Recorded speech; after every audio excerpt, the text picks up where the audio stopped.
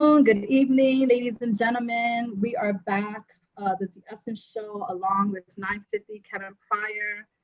We have presented the first town hall last Monday, and here we are with our second one since it went so well. And we have amazing guests on today's panel.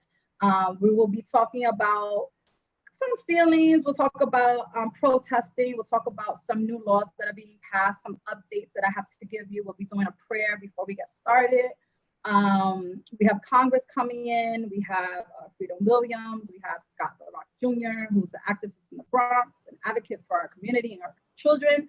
We have Amadeus, who is a drummer, but also a very crucial participant in our music industry. We have Travis Bivans, who is an entrepreneur and also a protester that has been on the front lines in this whole situation. And we have Nairita Herman, who is an educator and deals with children, youth, sex education, and also is employed by the DOE. Disclaimer, she will not be speaking on behalf of DOE, but she will be giving some experiences that she's been dealt with. And first, Tomas Ramos, who is running for council of 2020 in the Bronx. He will be sharing some words. And of course, me and Kevin Pryor. So I want to thank you all for being with us today.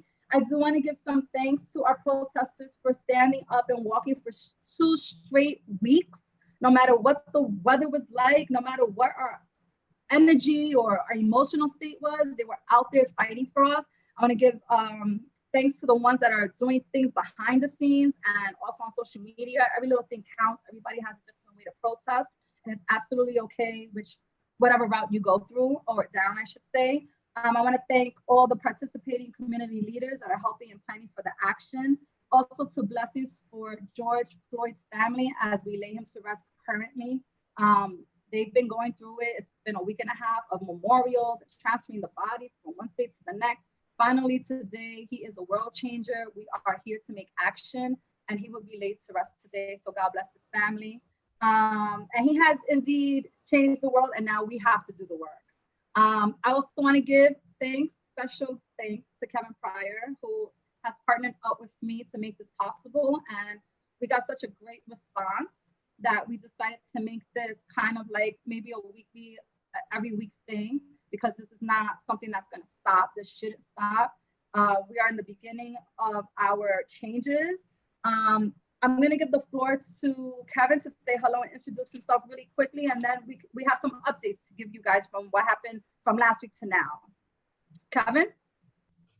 Well, again, thank you, D-Essence. It's always a pleasure to share a stage with you as always, but again, obviously through this situation that we're going through, unfortunately, we have to be voices, and it's amazing. I've had conversations with people since our last town hall and doing 950 over the weekend. I've had conversations with people who I value, people who I represent, who I respect, and a lot of people are searching for answers.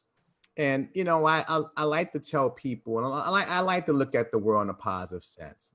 Obviously, reality is maybe it's not always positive, but I like to try to give somebody the benefit of doubt until you prove me wrong.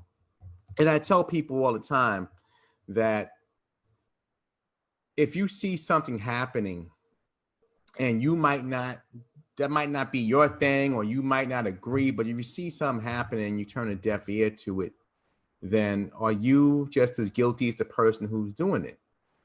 And a lot of folks feel, that it's a mixed bag in that answer.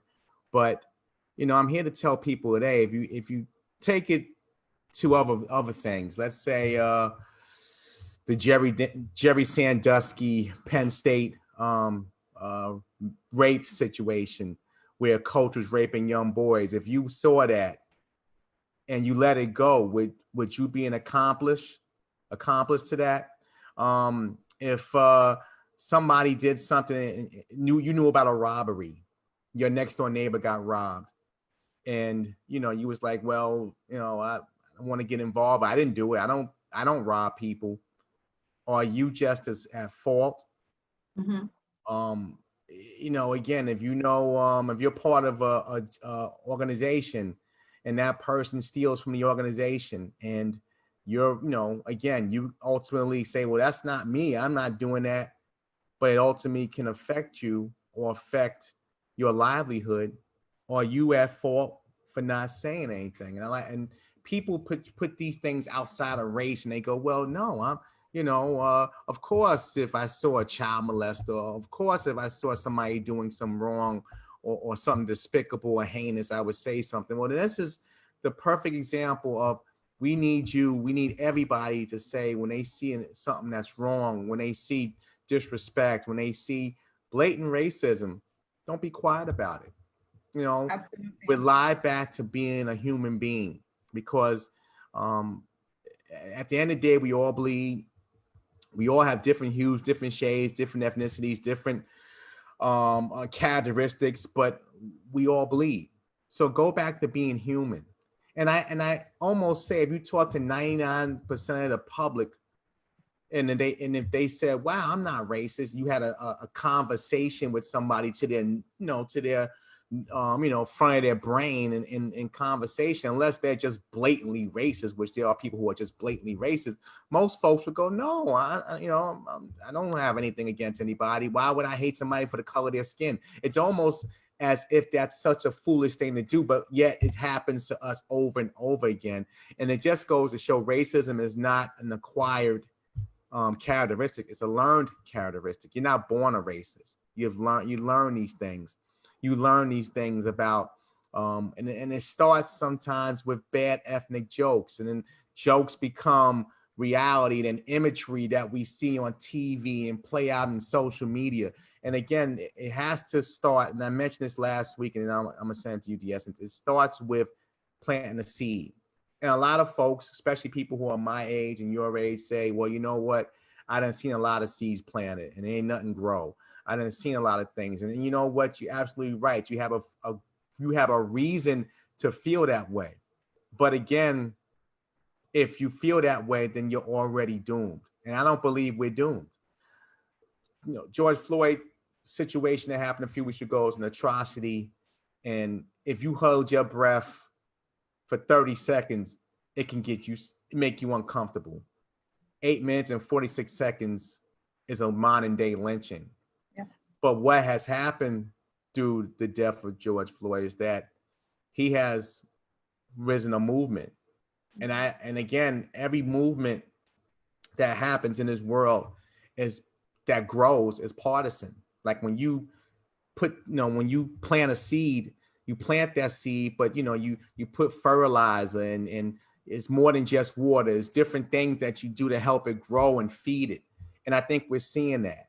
I think we're seeing different groups because, again, it's important for people to realize these are wrong atrocities. And if I sit back and allow it to just happen because, it's not me, or if I see it, I don't want to look at it and, well, that's really sad, but I'm going about my day, then we are just as at fault as the person doing the crime. So again, these town halls are important, but I like to grow them from anger to change, because you can stay angry and mad all you want. That's not a change. And we need to start talking about change and growth and how do we get better and how do we take this one negative situation over a million negative situations. But this last one that kind of broke the camel's back, how do we now get better? How do we now grow? How do we now become a society that can love and respect one another? And at the end of the day, it's beyond the police department. It's our court system. It's our economic system. It's our educational system. It's our housing. But these are things that all become one ball that give officers who have some deep-rooted issues against people of color the reason to do what they do. So again, these town halls are to vent, but more than just vent, they're there to get better and to grow and to learn that in order to plant that seed today, we have to all have our watering holes and our rakes and our seeds and our fertilizer to make that tree into reality. Even if the tree's growth is not we don't see the fruition of the tree. We are the caregivers to put that seed down. Absolutely. Well said, Kevin. I appreciate your words all the time. I just want to give some updates that's been worked on from last week to now. New York State, yesterday, June 8th, New York lawmakers passed the anti-choke bill named after and in honor of Eric Garner, which carries a 15-year of a sentence and will be considered as a felony. Protesters demand defunding of the NYPD and diverting $1 billion to youth programs and social services. New York State legislators work to repeal 50A and make the records of officers in public brutality cases public. Governor Cuomo, sorry about that, calls for independent prosecutor in police brutality cases. Congressional Black Caucus proposes national police reform measures, including National Registry of Police who are found guilty of using excessive force. And also in my research, the 21st century has taken over the Bill of Rights to update. I do have a list of what their update will be, which I will give a little later on in the show. We will be starting off as soon as Tomas Ramos enters the building, and we will have a prayer real quickly. I want to thank everyone for watching us. Please tune in, share the video, invite people on to view, because it's a very important conversation, and this will be taking place every week. Check your message, the essence. Go ahead, Kevin. Check your message as well. Check it, right. I think I'm good here. Do you want to say anything else? Travis isn't waiting. Yeah. Do you want, well, you know what it is? If I take Travis now, it's going to go into my congressman who has to be off by 6 o'clock. So we can leave Travis on to third guest. Let's just do it. Okay. So just let me know when. Oh, hi. He's been waiting. He's been patiently waiting. I've been waiting a while now. Yeah. So I would like to welcome Travis Bivans to the platform, who I've known for about maybe 2.5 years. He's also been on the Essence show for the Black Man panel of being a Black man in the US and everything they go through on a daily basis, which was phenomenal show. We need to do it again once we get back in the station. But for now, I want to bring him on because we should do it live. We should do a live audience. Oh, this thing's in works. This thing's in works. I'm just saying. Now. Sisters need to feel that love in person, so you know. Definitely, it's always an idea. And also, he has been on the front line since the protesting has started, and I wanted him to come and speak about, you know, his piece and how he's feeling also, because he's very passionate about it. But I also want him to give kind of like a frontline experience of everything that was going on during the day versus at night, and kind of give us explanation of what was going on, why people were acting the way they were. And the floor is yours. The floor is yours. So I don't know where to begin. That was a lot. All right, so I mean, we could start with the protest since that's easy. Basically, the mood with the protest is that there's a strong feeling of just being fed up with everything. Like, you can only say F this, F that for so long before, you know, the straw breaks the camel's back. Right. And unfortunately, someone had to die for that to actually happen. And now that that death is like ringing bells, it's ripping the Band-Aid off of injustice in America, which is an amazing thing, but at the same time, someone had to die. So, you know, it's kind of like a double-edged sword. And one of the biggest things that I noticed in the protest is how come Black people only stand up when someone dies? You know, we should have never stopped fighting after civil rights. That's the best way to put it. We should have kept fighting. You know, there's a lot of people that argue that even integration messed up the Black community. You know, I think that what should have happened in my mind is that integration and segregation should have just been a choice as opposed to forced integration. Forced integration undervalued the Black community in America, and it still continues to do so.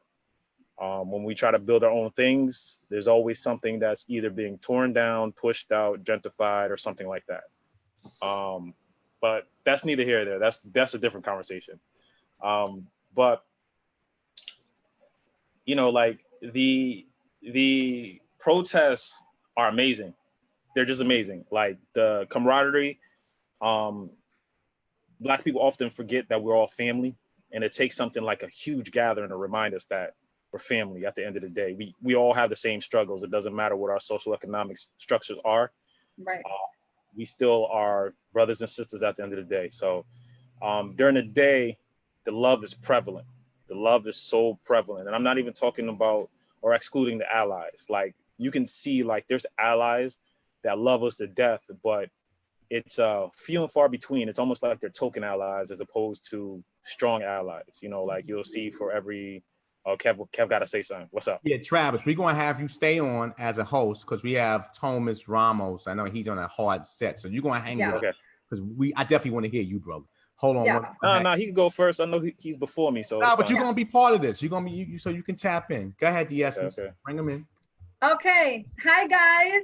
We have Tomas Ramos on panel, who is running for Congress. He is Dominican descent, Latino, but a Bronx resident. And he works for our youth. And I am so honored to have you on panel with us. There's Kevin Pryor on the top with the stripe. And we have Travis Bivans, who's also on panel, who also has been on the front lines of the protests and has seen a lot going on during the day and at night. So he's just gonna kind of wiggle there and just chill there with us. But I wanna introduce yourself to everyone. Let us know what you're about. You're from the 15th district, right? Yes, yeah. So how are you, first of all, how are you today? Look, the other day, I told somebody today, I'm like, I can't wait till the June 24th, which is the day after the primary elections. It's, you know, it's my first time running for office for Congress in particular. You know, it's like, it's a lot of work mentally and physically. So I'm ready. I'm just ready to get primaries here, get our voices heard, and on to the next to see what, you know, the outcomes of everything is. But I'm well. I always tell people I have a roof over my head. I'm healthy and I got food on the table. I'm doing fantastic. Like, that's it. Straight up. It's a very exciting time, but bittersweet at the same time. But if you're ready, then you're ready to fight for our community and try to bridge all this together in our Bronx community. Introduce yourself and let us know, you know, what your work is about, and we'll go from there. Yeah, so my name is Tomas Ramos. I'm a first generation Dominican American. I was born here in New York City. And, you know, just like many people, young people in our communities, you know, I grew up at a time, especially in the 80s, where it was rough. You know, my father was involved in the drug game in the 80s. He was taken away from us when I was 1 year old. He was incarcerated for 12 years in federal prison, and my mom raised us a single mother, 4 children. You know, it's an average story in the Bronx, in the Heights, in Harlem. It's just what it is. So I'm one of us, and we were able to get ahead, you know, have a decent education to keep it moving. And I ended up going to Temple University, where I studied finance. And I wanted to work in Wall Street back then in 2008. And then the economic crisis hit. And then that's when I started opening my eyes on how big banks were profiting off of our low-income communities of color, and how, you know, these CEOs were putting profits over people. And I didn't want anything to do with that. So I traveled the world. I came back, and I always say that really changed my perspective on thinking about life, because I came back like a hippie. I just wanted to save the world. I'm just like, well, let's just all get along, you know. It's just like, wow, just world peace, you know. And that really transformed me to who I am today because of that. And I just been working with the youth since I graduated college.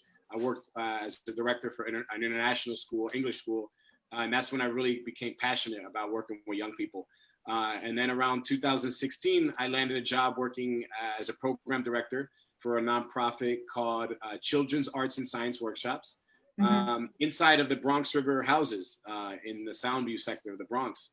And if you all know, you know, the Bronx is a birthplace of hip hop. Bronx River in particular has a lot of hip hop history, you know. And that was one thing that the residents of Bronx River, they said, Tomas, we want to bring, you know, hip hop back to our community and whatnot. So that was one of the first things I actually did as a director at the community center. I created a recording studio for all of our youth, so they can have a space that they can actually record, and not only just record, so that they're learning how to engineer, how to produce, all of the aspects of music, because our young people just think there's just the artist aspect of it, but no, there's so much more that goes into it, and not everybody's going to be the next J. Cole or Nas and whatnot. So we have to have the other back end stuff of it as well, but we have to teach and educate our young people that there's other options. So that's how I just became working in the community. Like when I say I work grassroots, I work in the projects, and I love it. Been there for 4 years, but I saw a lot of I saw a lot of things that I didn't like. I saw things that, like, what is our future looking like when it comes to our community, when it comes to education, when it comes to resources, and how times are changing, and how our young people are not progressing as quickly as we should be progressing. And then that's when I made it my mission. I wanted to create the technology center in public housing, and I created the first technology center in public housing. It took me several years to do so, but a lot of bureaucracy, a lot of red tape. And that is really when I started learning about the government, our politicians, because I was never politically engaged. I didn't vote for 10 years. I'm always very upfront with this stuff. I'm like, look, I didn't care about politics. I just feel like the government's, the system's not set up for us. It's set up for, because it wasn't created by us, so it's not set up by us. Right. So that's when I said, how can we make the change? And ultimately, the only way to make the change is to go in there and make the change yourself, Absolutely. straight up. And that's ultimately how I got into it.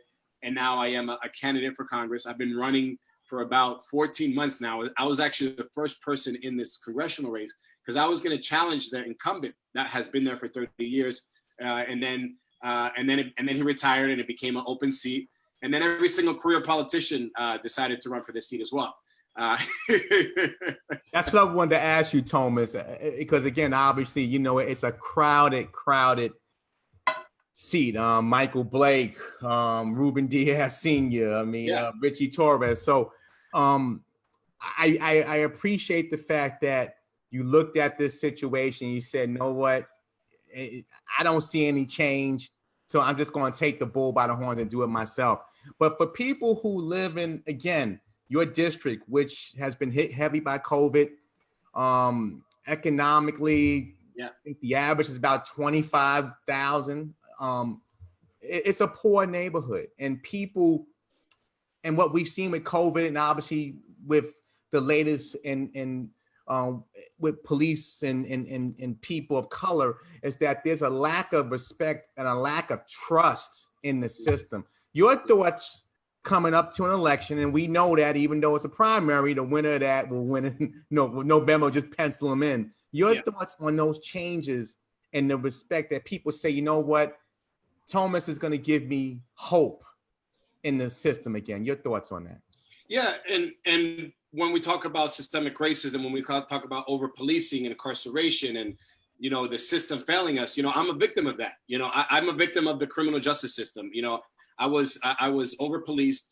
I was over-prosecuted. I did 40 days in Rikers Island when I was convicted of a misdemeanor assault. When I got jumped by 5 white men, and then the arresting officer was a white male, and I asked him, why are you arresting me? And they say, oh, well, the other person has a bloody nose. But I'm like, well, I was defending myself. It's not my fault that they don't know how to fight, but it's the reality of what it is. I was over 8 years ago that I experienced that. And then after I got convicted of a misdemeanor, I applied for a job in early 2016.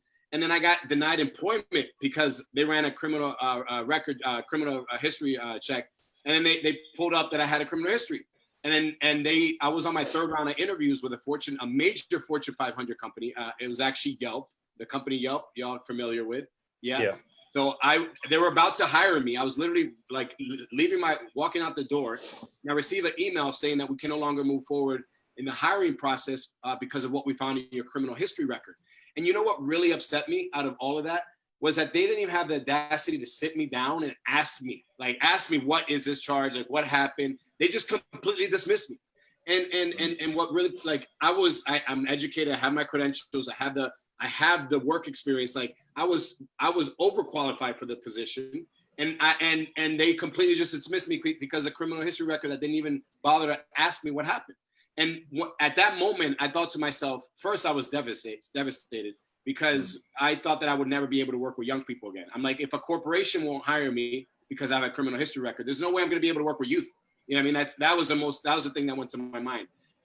But also I thought to myself, if I'm a person that actually, you know, I have a bachelor's degree, I have the credentials, I have the work experience, and I got denied employment because of a misdemeanor assault, I'm like, how many people in our communities are getting denied employment every single day?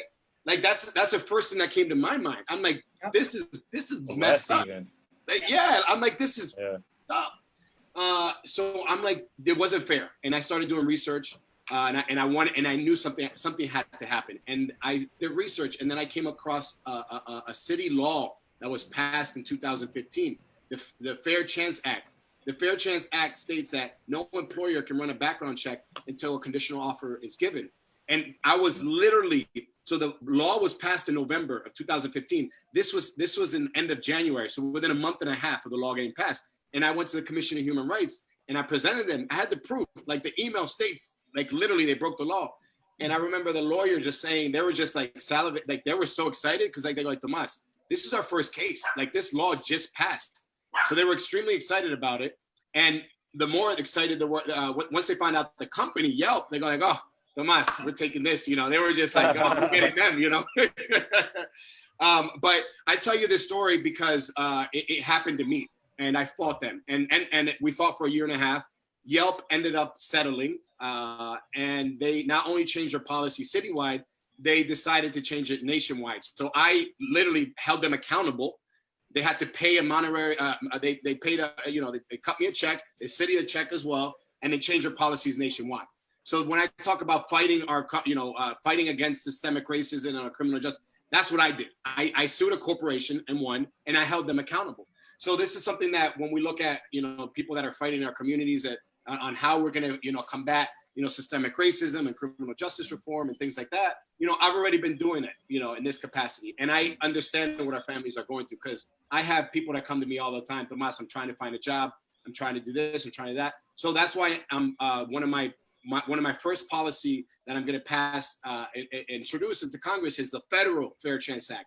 Because the federal, we need it at a nationwide level, and also we need to implement more specific policies where it comes to public housing. Because if you have a felony, you can't apply for public housing. So let's say somebody that has been formerly incarcerated comes out, that you need a job, you need housing, right? So you can't, it's going to be hard for you to get a job because you have a felony. It's going to be, and you can't get public housing. So what do you think is going to happen to our formerly, what has been happening is they come out, our formerly incarcerated community, they try to get a job, they can't, it's hard. So they end up in the streets again. And this is just from like my father did 12 years in federal prison, my cousin. So this is a thing that I've experienced and I know for firsthand experience. Effect, yeah, it's a domino effect. So when we're combating systemic racism, these are the things that are keeping our communities oppressed. And those are specific policies in Congress that we can actually get passed and have, you know, major strides towards breaking that cycle of systemic racism and poverty at large. And that's the difference between myself and anybody else that's running is my lived experiences, not only my lived experiences, my actions that I've taken and the results that I've created, you know. So COVID-19, I want to tell you all about COVID-19. Early March, before Governor Cuomo shut down New York State, I saw what was coming because China hit hard. Italy, once it hit Italy hard, I'm like, it's going to hit our community. The Bronx is 62 out of 62 when it comes to the health. We're the unhealthiest, you know, county in New York State. We have the highest asthma rates. You know, we have the highest large population of public housing. So I'm like, well, it's inevitable that our community is going to get hit hard because we have so many pre-existing conditions, and the coronavirus, like, it affects those communities. What I did, I was actively campaigning. I put a pause to my campaigning. I put a pause to my fundraising for my campaign. And I started an initiative. The initiative is called the Bronx Rising Initiative. Our main goal was to locate private donors and companies to bring financial resources into our community to increase ICU bed capacities. If you all don't know, intensive care unit, these beds are what save people's lives, literally ventilators. The governor was talking about this. We got to double ventilators. So he's telling all these hospitals that you have to double capacity, but he's not giving the financial resources to these hospitals to do so. Let me be clear. Every single hospital, every single organization has their yearly budget. There's no line item where it says pandemic relief, all right? Ain't no line item for that. So how were these hospitals gonna double the ICU bed capacity if they don't have the financial means? They can't. So what I did was I identified, I actually reached out to all of the hospitals in the Bronx, and the two that sat down with me, St. Barnabas Hospital, Bronx Lebanon Hospital. I told them, put up a proposal that is going to double ICU bed capacities, and I'm gonna fight and as hard as I can to bring in those resources, the financial resources, so you can do so. So they wrote up a proposal. St. Barnabas Hospital was the first one for $1.1 million. Nice. Within 24 hours, we wired them $1.1 million and 10,000 N95 masks. And I want to be clear about this. This was before Governor Cuomo shut down New York State. Right. There was less than 100 deaths in New York State. This is vital because we prepared ahead of time before the apex hit in April. April was when, we had the most deaths. So we were ensuring that the hospitals were prepared for what was to come. Well, quick. Go ahead, Travis. Jump in. I think he's on mute. Go ahead, D. That's what I've done. I'm a person that springs into action and has results. And those are just a couple of things. I can go all day with my things that I've actually accomplished as a non-elected official. I want to be clear about that. I'm not a politician. I'm not an elected official. I'm Tomas, an educator that cares about my community. And I go out of my way to try to ensure that we have the resources that are needed and we can save as many lives as we can in the middle of the worst pandemic of our lifetime. Absolutely. Just have a quick question. Yeah. If you have access to pushing laws, a proposal for laws, are you teaming up with anybody from the protests to actually pass anything that makes sense? I mean, because there's a lot of anger with the protest, and a lot of what they say is valid, but a lot of it's not fully functional because they're not thinking past the rage. They're just thinking momentarily, for example, people want to defund the police and demilitarize the police. But what the politicians are focusing on is just the defunding aspect. They need to be demilitarized because when they're in the streets with rocket launchers, that's kind of eerie because they're asking for reinforcements from the National Guard, but they're walking around with the same weaponry as the National Guard. The first day I was protesting, this dude, this cop walked past me, and he had this crazy assault rifle. It was like something I would have seen in the Expendables movie. You ever the Expendables with Sylvester Stallone? All the powerhouse actors, yeah. Yeah, he was walking around that. He wasn't wearing a regular bulletproof vest. It looked like it was more like a shrapnel impact type vest. And I'm like, bro, people are standing in the street with cardboard signs. What do you need that for? Yeah.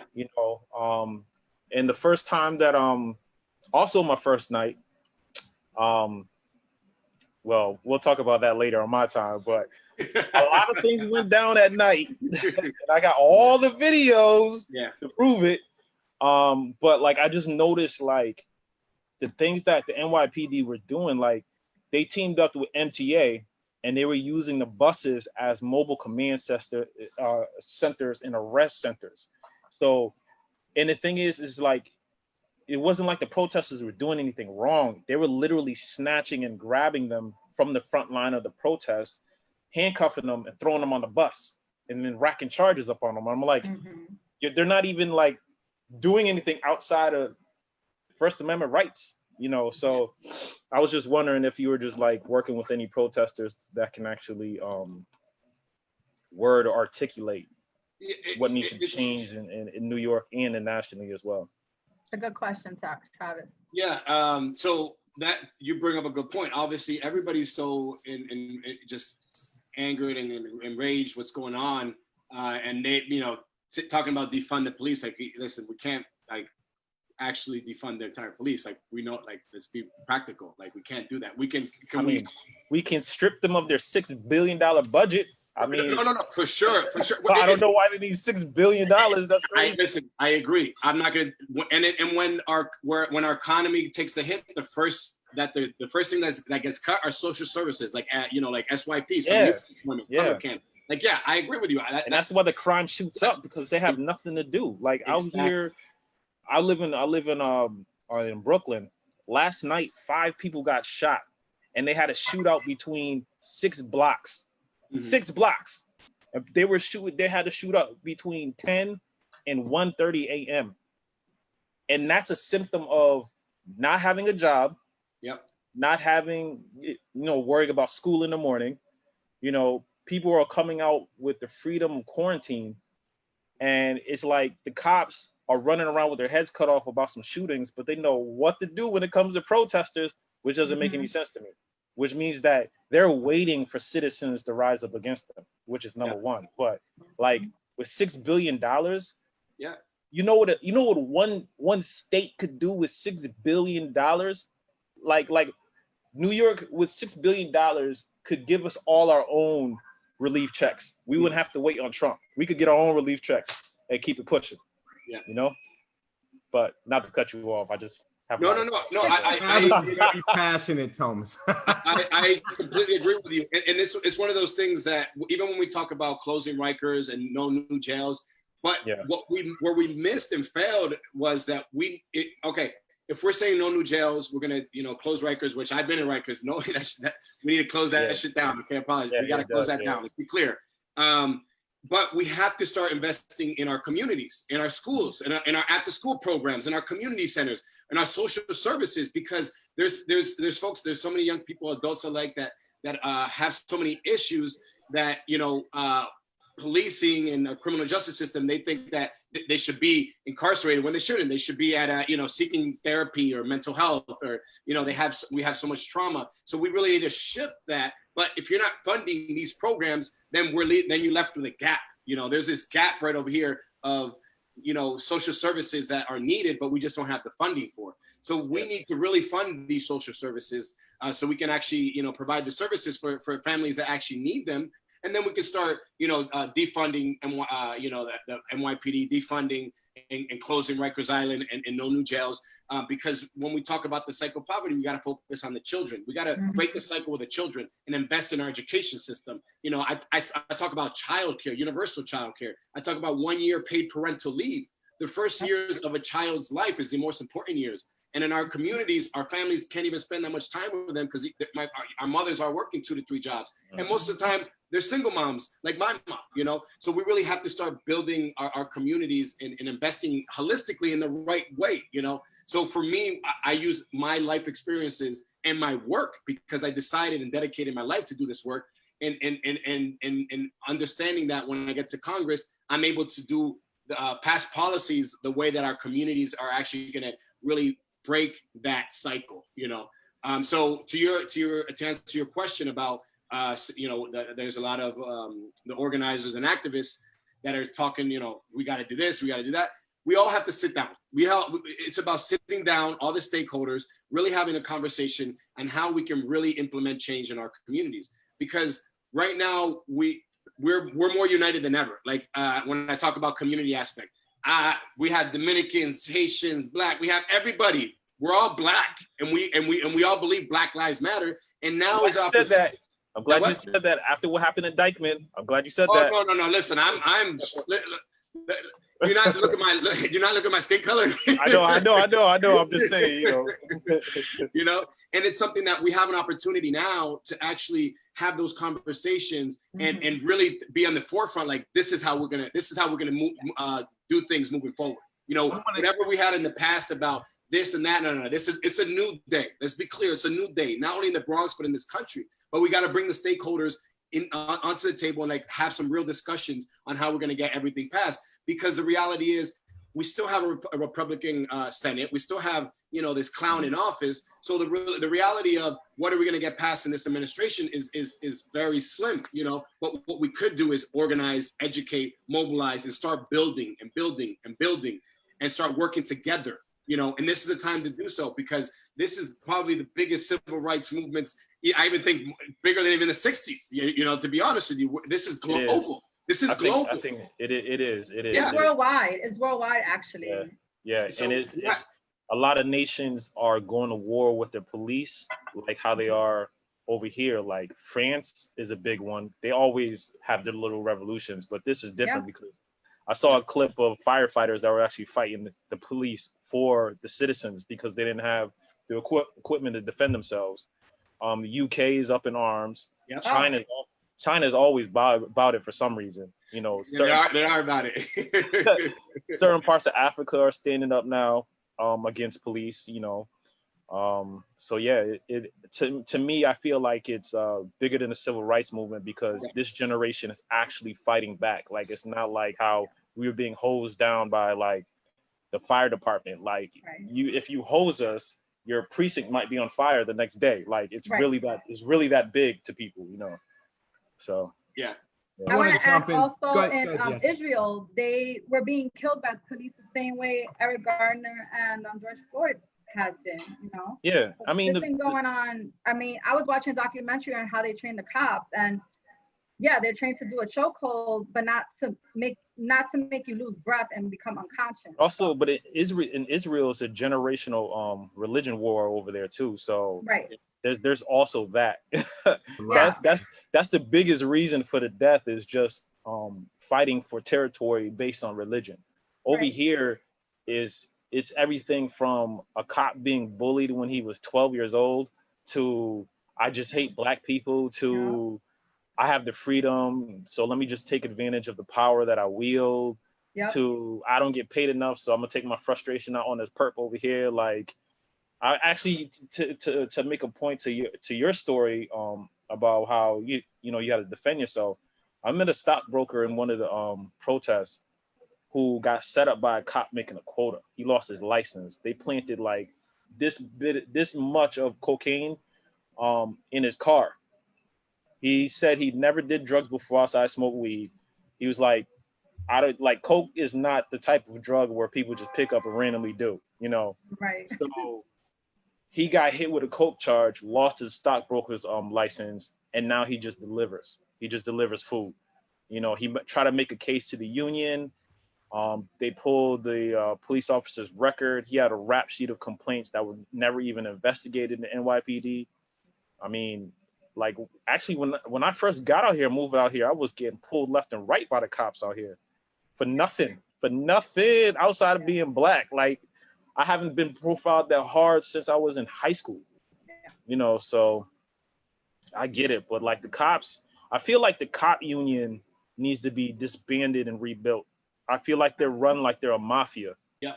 And I know some of them have old mafia ties too. By the way, you could tell by the way they sound like they're like connected to the mafia in some way. But like, I feel like if they're disbanded and rebuilt up with citizens who weren't cops would behave a different way because they would have to go through a new psychological training and a new psychological test. There's no way that all these cops on the street are passing this psychological test like people are actually paying attention to it. A lot of these cops out here are not wired right. They're walking psychos. Yeah. So a lot of them have charges for domestic violence. They're not even we're not even discussing the sexual assaults that take place because of NYPD. You know, that's a huge thing. Also, it's important is that we need to have police live in the communities they serve. Yeah. I've asked this question and I've had some different people give me different answers, but I really believe that, you know, if I live in your neighborhood, Travis, like you just had that situation last night, and I live there and I raised my kids and my family there, it's a little bit more personal. Just like I believe in education, we need to have our teachers live within those communities. We're asking our government officials, we're asking our congressional people to live in that community. But Tomas, I want to get back again to what you're getting ready to go through the next couple of weeks with your election. We are dealing with tons of unemployment. Yeah. Before COVID, your district was almost 20%. I don't know exactly. I can even guesstimate where it's at now. Yeah. 1 in every 2 kids just about graduate from high school. 10% graduate from college. You are a man who went through a lot with your family. Father wasn't home. Mama did a great job, and you kind of made it through. for people who are listening, and again, we have all aspects of people listening, a lot in your district, tell people what you're going to fight for to help them. A lot of single family households, a lot of people who right now are just at despair. Food banks at an all-time high. The rent is due. If I don't pay the rent, the landlord doesn't fix things in the building, which decays and makes more for rougher life. We see what's happening in public housing, which is a ton in the 15th district. Your thoughts on people who, for getting back to work, open up new jobs and open up new opportunities? Yeah, so we're combating poverty. That is what we're combating. Under poverty is everything. We're talking about systemic racism. We're talking about police brutality. Our education. Low graduation rates. Overall, that's what we're combating. Economic development has to be holistic, and we have to also look at the future. What does that look like? With automation taking over, technology taking over. I look at, there's a current issue right now, and there's an issue that's going to happen 10, 15 years from now. The issue 10, 15 years from now is that our communities are not equipped right now to really shift to what's to come with technology and jobs. Right. I said 10 to 15 years from now that half these businesses that are prior to COVID-19 that were open will no longer be existence. What did COVID-19 do? It accelerated completely because half those businesses won't reopen. That's just a reality of what it is. So right now, how are we going to rebuild, economic development? This is what my plan is. And this is actually what I've been doing. It's not something I'm just fabricating like a lot of these candidates talking what they're going to do when they get there. This is what I'm doing. I'm building partnerships, public-private partnerships. This is why the Amazon deal went south, because they didn't do it the right way. Governor Cuomo and de Blasio did a backroom deal, blah, blah, blah. That's not how you do business, When we're talking to the corporations, mind you, Bank of America just put up $1 billion for low-income communities of color. Who's going after that $1 billion? As a congressperson, I'm going after that $1 billion because we need real capital to invest in our communities. How are we going to invest? We need trade schools. We need tech centers. We need to create workforce development into these sites. And now we're building a pipeline. We're building a pipeline for jobs because now they're getting trained. So now when Amazon comes into our communities, they already have 1,000 people trained. And now those jobs that they're offering for $150,000 is going right in our community. And that's going to start stimulating our community, and it's keeping our economy, the ecosystem going and going. And mind you, like I always say, you have to look at how the Jews do it. The Jews do it right. They keep the money in their community. If we're going to really redevelop, we have to start, building equity. We have to start, buying our homes and have home ownership. Start buying buildings. Start buying our small businesses, not leasing it. Because when you look at Jerome Avenue, that's getting rezoned. That all those auto mechanics, they're all gone. Who owns that property? It's a bunch of Jewish people, nothing against the Jews. I love them, but we need to have our own equity, and we do not. Same thing in Washington Heights, same thing with Harlem, same thing with Brooklyn. It's across the board in our low-income communities of color. So what am I going to do? Well, I'm doing it already. I'm building partnerships with public-private partnerships and bringing in outside money, because and let's be clear about something, the federal government is not going to get us out of poverty, period.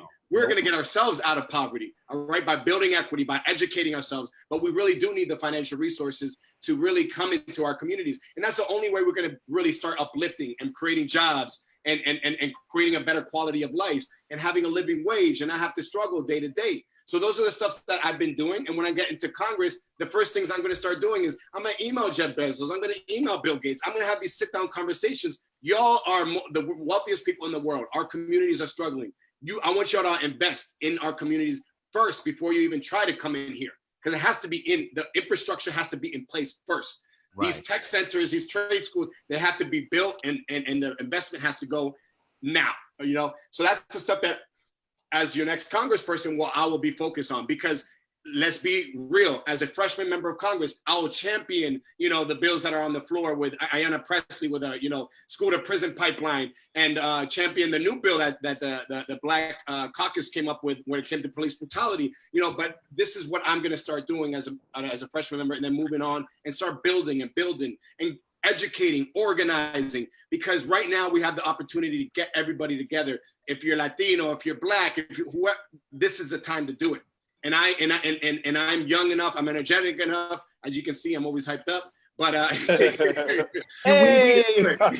we need that. We need that. Again, like I said, it's a new day and age. I mean, A few years ago, I had the pleasure of interviewing Alexandria Ocasio-Cortez, similar to how you just in her buildup. And again, the enthusiasm and passion is needed. I just had Jamal Bowman on last Saturday, and again, the same thing, enthusiasm. I think again, for a man who gets it myself, it's a great feeling to hear our congressional leaders or people striving for those positions have that passion in our community, because we've seen so many politicians, because of their affiliation and people just go down the line and vote, that they don't only have to be held to the fire. And I respect that, Tomas. And again, that's part of it. Never have to say sorry about that energy. Sometimes I have to three things before you leave, because I know you have something to do. So we're gonna let you go. I have a debate at 6. Okay. So one is a concern with police officers in the schools. That's number one. 2, how do you inspire the youth to stay and invest in the community? And 3, any last words you have to speak to our Latinos about, because we are dealing with the whole racism in our Latino community versus us versus Blacks. Yeah. So do you have any last words? Yeah. So first is, no, we should not have police in schools, period. Like that has to, why? That's how the school to prison pipeline starts. We have metal detectors, we have officers, and let's be clear about something. Those metal detectors are there to protect the teachers, not to protect the students. Because if you and I have beef, we're gonna go to the McDonald's and do what we got to do. You know? And this is a problem with our schools. Like, no, straight up. Listen, I know what's up. So what we need to do is start addressing these issues in our schools, because the teachers know who have beef, but they just don't have the resources and capacity to actually adjust that. So we have to, when I talk about building our schools and redevelop, we got to put more resources so we can get more social workers, more guidance counselors, and more people that can actually take care of these issues in our schools, and not policing it. Like, that has to completely go. 2, to the second question, how am I going to get young people to get excited and motivated? Look, when I talk to young people about my story and what I had to overcome, you know, they see themselves in me. So in the Bronx, we have, my Brother's Keeper. I'm actually on the planning committee for my Brother's Keeper. I do a lot of mentoring for young men and boys of color. That's my passion. Mentoring young men and boys of color is my passion. So when I talk to these young people, I share my story. And once I share my story, now they understand that I'm one of them. And then I share that, and I was able to make it out. I went to college, and I'm a professional. I'm doing all right. You all can do the same thing, So it's about empowering. It's about inspiring our youth and showing that no matter what, we can actually, be successful, and we can make something of ourselves. So that's what I've been doing already. 3, to the last point is, look, right now we're faced with the worst crisis of our lifetime, the worst health crisis, the worst economic crisis, and the biggest civil rights movement ever. This is unprecedented at times, but we are united right now. When we're talking about Blacks and Latinos, we're out here with a flag of Haiti and Dominican Republic. If you all know about that beef, that was some serious footage. Like that picture, that picture was for years. What? That is unprecedented, that picture right there. There was somebody that commented on it. He was Dominican. He goes like, oh, we're independent from DR. I'm like, look, it's not about being an independent country. It's about coming together and uniting for justice, So right now we have the time to do so, and that's what I'm going to do, regardless. I'm running. I hope I get elected, but I'm already doing the work. So regardless, come, June 24th, I'm elected or not, you're going to see me out in these streets working for our community. And that's a fact. All right. That's right. That's right, baby. I do got to go though. Yeah, we got 30 seconds. That's fine. Can you just give out your information real quick? Yeah, hang on, D. You're going to give that in 30 seconds. Tell people in a crowded race why they should vote for Tomas Ramos. And then also, please give your information. Because this is about character. This is about actions and results. Everybody can talk a good game. I don't need the position to do work and make an impact in my community. My character speaks for itself, and my actions and my tangible results also speaks for itself. Nice. And where can people reach out to you, Tomas?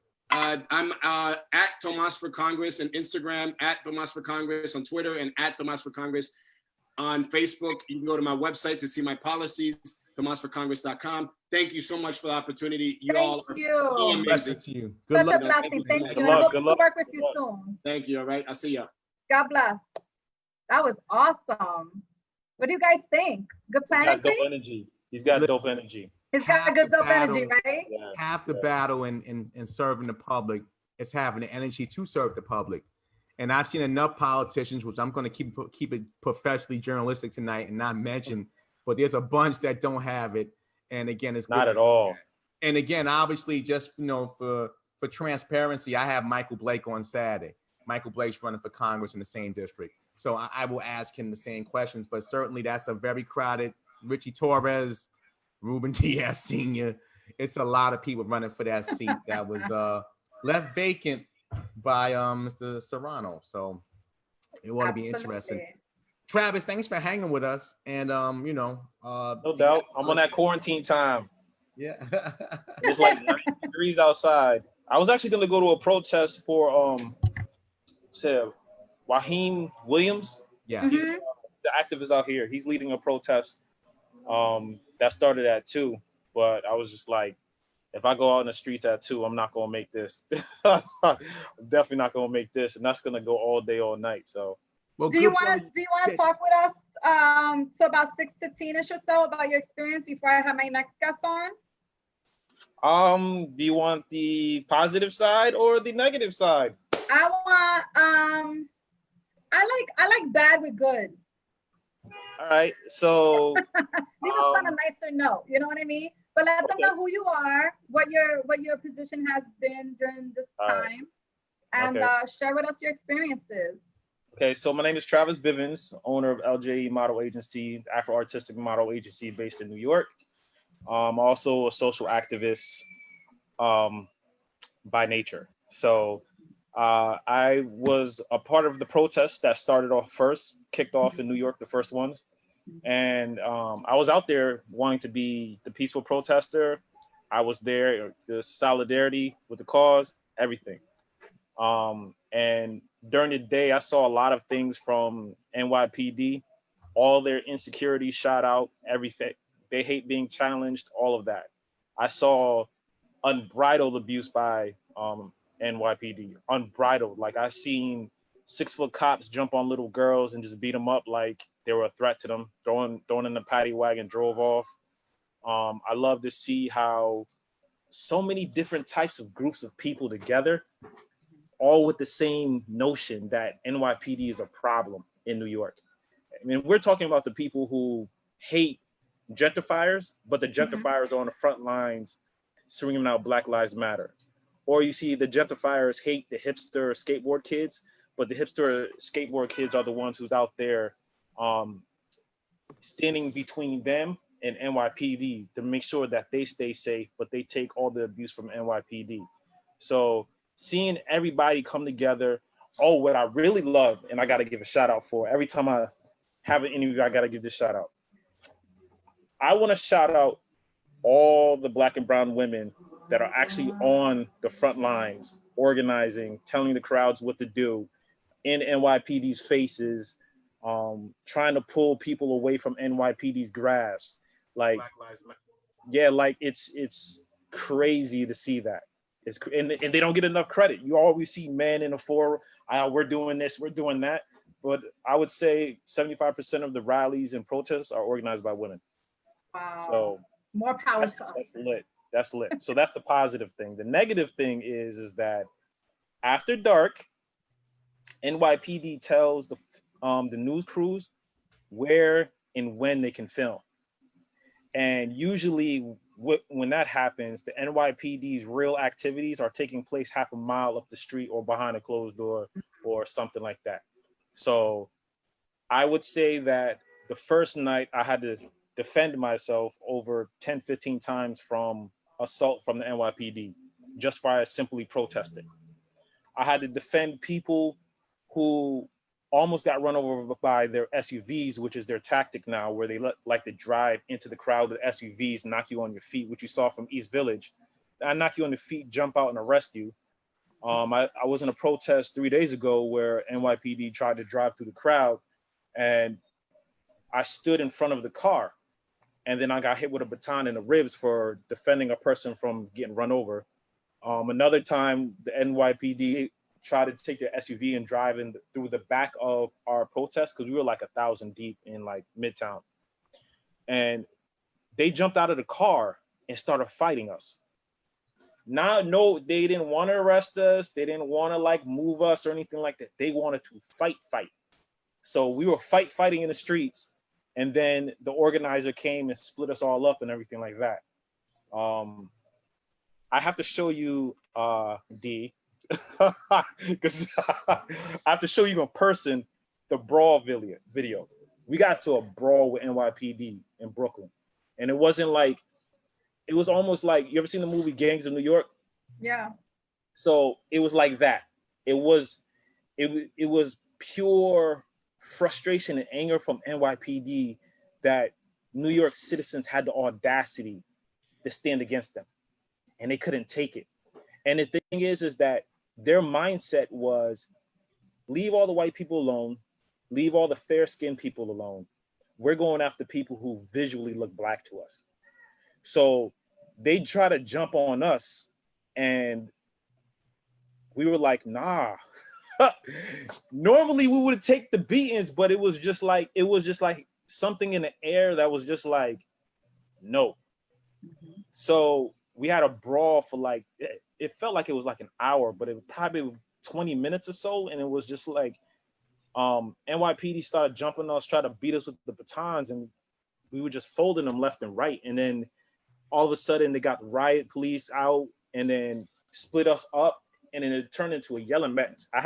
Actually, it's on my Facebook Live. It's the first video that I posted, and it's like an hour long. You could go check it out. And you can see the police just jumping on women, jumping on people. They were trying to push us over banisters on our face. They were trying to stomp us out. And I'm just like, this is the police. This is the NYPD, you know? And it's not like anybody standing up against the police for you guys to stop all of that, or was it just? It was literally New York citizens versus NYPD. Okay. You'll see our allies running in and out of the clips, but they were getting tossed around too. You know, you would see the captains come up talking about whisper in the ear, cover your badge.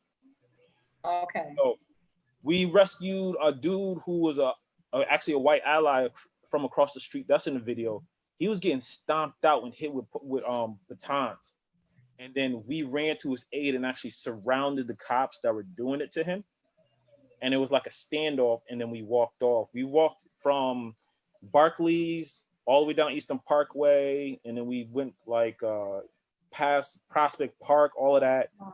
Went back down and went back to the Barclays Center. And then the reason why we did a circle was because the cops kept following us and antagonized us as we were just marching through the crowds and stuff like that, right?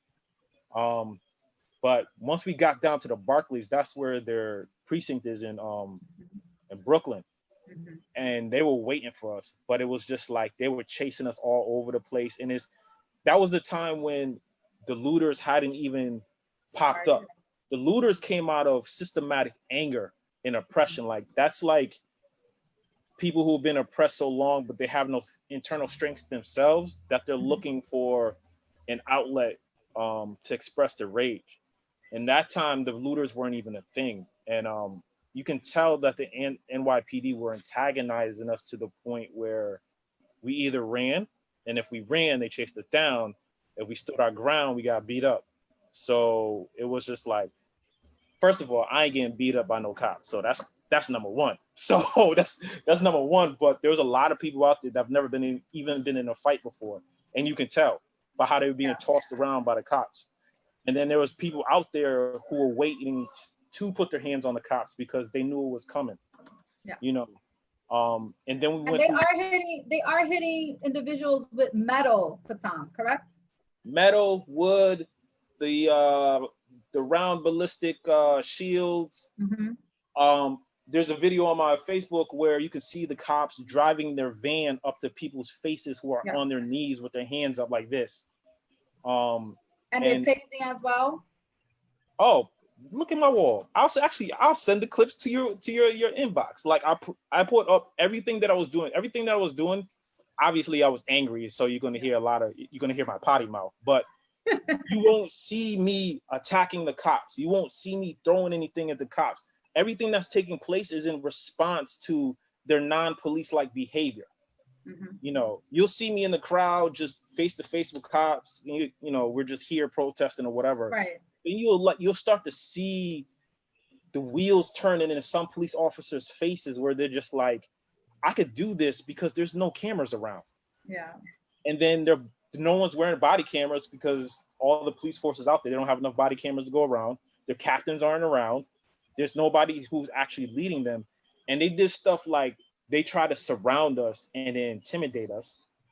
There was cops getting mad because there was cameras in their faces. And I'm like, we're in the middle of a second civil rights movement within certain generations. And you're concerned about a camera being in your face. You better be happy there's a camera in your face. You're not doing anything. Right. Cuomo and de Blasio talking about they've never seen abuse videos. I got them, and I know 100 people that have them. They're all over the blogs. They're all in everybody's cell phone has them. I can honestly say that for the first. Can I interrupt you for a second, Travis? Yeah, go ahead. Stop babbling. Yeah. No, that's fine. So with those videos that you do have, is there an action plan for the protesters that have these videos? Is there like something we can do with these videos so everybody knows what's really going on? We can, but that's also in the works. A lot of the protesters that actually protesting are actually a part of city councils across the area. And a lot of them are the same ones who have gotten beat and maced. Yeah. So the thing is, they have the same videos or some of the same videos, and we can do something about that, but it'll be a short-term thing because the police union is still intact. I had an interview today about how they're mad that they're being villainized in the media. But if you look at them, they look like the Klan. There's no diversity. All you see is white men. And then you see like a random brown head, and then it goes back to white men. Yeah. So the white male ego on top of white privilege runs the police union. Absolutely. And then, like I said, their leader acts like he's old mafia on top of that. And then they have the money behind them. They have $6 billion behind them. So on a ground level, the most that we can do is peacefully resist cops until we have lawmakers or people who can push policies on our side that can actually crack a dent in what's going on. Right now, the whole defunding thing is happening. You know, before that, it was let's use body cameras until we learned that they could turn them off. And then before that, it was stop and frisk, but they used quarantine time as the new stop and frisk. So all of Brooklyn was getting shook up again. You know, one of the things that people were saying in the protest, and I was, applauding, is that police officers forget that they're only cops 50 to 60 hours out of the week. Right. In New York, they're protected because no one knows where they live at. But in the Midwest, the down south, you can't move without someone knowing where you live at. That's why they pulled up at the dude's house in Minneapolis. They found out where he lived at real quick. Yep. But in New York, a lot of these cops are coming out of Jersey, coming out of Connecticut, coming out of Massachusetts. They got homes set up in like Staten Island, and then they come into the city to work. Like, there's little things there are buffers in between that make it really hard. We could disseminate the videos all day long, but they know that they're protected by, one, the blue wall of silence. Two, they're protected by their union. There's no consequences. Like for example, the girl that was from Brooklyn, she got gang raped in the back of a paddy wagon, right? There's a law that says it's not illegal for police officers to have sex with people who are detained. People who are detained. Like, that's wild. And crazy. Because of that law, they got off. And she has to walk around the street. She's like 18 or 20 something like years old. She's got to walk around being re-victimized every time she sees a cop. Yeah, and it's happening in our jail system too. What happened? I said it's happening in our jail system too. Oh yeah, women get raped all the time, and that's sad. That's sad. Like, it's sad that I have to say it so cavalier, like they get raped all the time. You know, people are not even talking about those type of assaults. Like, it's sad that someone gets murdered, but for one murder that a police officer does, they rape like 20 women. Yeah. And it's never talked about. They rape kids. Like, it's crazy, Yeah. How are you So- feeling as a protester? Do you feel like the message has gotten across? I feel like the message has gotten across, but I feel like this generation's attention span is weak. So like back in the civil rights movements, they marched for like 300 days like it's nothing. Now people are marching, but you remember this kicked off at the beginning of summertime. Yeah. So once it gets cold, people are gonna start dueling off the marches, and then once school starts, people are gonna Yep. start dueling off of that, and then like you have to expect that. That's why like in 2020 we need like a serious plan of action, because Black people now are fighting for equality. What happens if we get to the point where we're fighting for revenge? What happens when we get to the point where, and it already happened, where the cops shoot the wrong person and then people are shooting at the cops? Yeah. That didn't happen in New York, but that happened down south where, and that happens in Chicago all the time. Anybody could get it in Chicago, Absolutely. Like Absolutely. the police need to understand, like, you can only push the citizens so much because we outnumber you guys 3-1. So you're doing yourself more damage than you're doing any good, and being arrogant is gonna make it worse. Thank you so much, Travis, for joining us. Any last word you want to say? Can you let them know where they can reach you, or Oh, that's my follow time. you? That's my time. Yeah, Okay. but So- I mean, you can hang out here, but I do have my next guest that is waiting. No, it's cool. She got her time. All right, so you can find me on Instagram at at travis.bivans. You can follow my model agency, LJE Model Agency, across the board, all social media platforms. You can find me connected to this live stream, and you can just click on my name and then follow me there. That's about it. Any last words you wanna of encouragement that you wanna state before we leave? I want people to realize how powerful they are individually. And it's not a physical thing. It's a spiritual thing, and it's a verbal thing. Words carry a lot of weight. Actions do sometimes carry a lot of weight, but if you don't have the intelligence behind the actions, it's pointless. So read up on all the laws around your area. Connect with all the people who are actually in these social civil rights movements that are actually making moves for the people, and total strangers. Support Black and brown businesses. Definitely support Black-owned businesses. Yeah. And don't let anybody pimp your culture. Right. There's no reason why white politicians are wearing kente cloths, taking a knee. That's just pandering to the masses, man. Don't support stuff like that. No. It's true. So yeah, okay. I get it. I could go. No, you guys could talk. Thank you so much, Travis. We love Pleasure, you, brother. and please be Stay strong. safe out there for fighting for our people. And whatever Definitely. resources you have or any marches to join, please post them up on your post, and we'll post them out for you. Got you. All right. Stay Love safe. you. Be good. Peace. All right. So that was Travis Bivans, who has been on the front line. And we just want to bring him on to tell you what was really happening that the news is not showing.